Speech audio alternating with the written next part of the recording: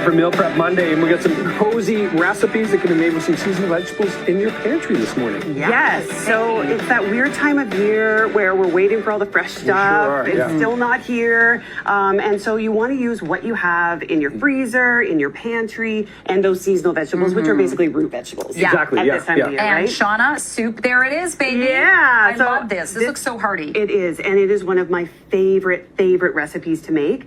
So this is my chickpea and sweet potato stew.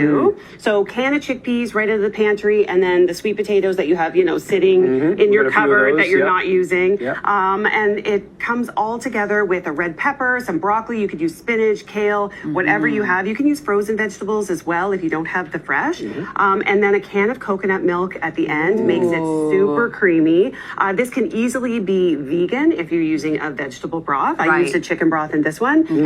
But it is super hearty, really creamy, really delicious. The protein in the chickpeas is so good. And you kind of mash it all together so it's really nice and thick. And it's just, isn't that good? I love coconut milk. Like it makes something about soup. It just makes it so good. I know. It really just elevates it completely. And it's just one can. And one thing I do want to mention is don't buy light coconut milk because all they're doing is adding water to it. So just buy the regular coconut milk. If you want to lighten it up, just use half the can and add some water. But really, you're just paying for water if you buy the light coconut milk. So just a little tip for you there. I love it. What are you paying for a serving like this? Yes, so this whole bowl, which serves about 10, is about $7, depending on, how much your vegetables are and if you're using more from the pantry. So each bowl is about 70 cents. That is really, on this market, the gas prices the way they are, that's amazing. I know. We really want to, keep things nice and economical, and soup is always the way. Yeah, for sure.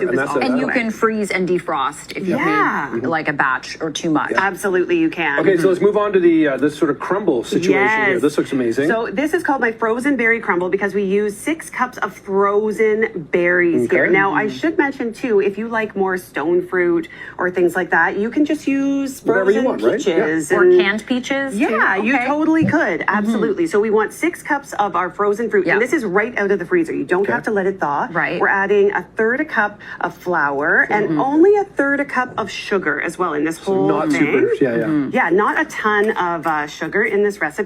And then we're just adding a pinch of salt, juice from 1 lemon here. So I was watching you squeeze that in the exactly.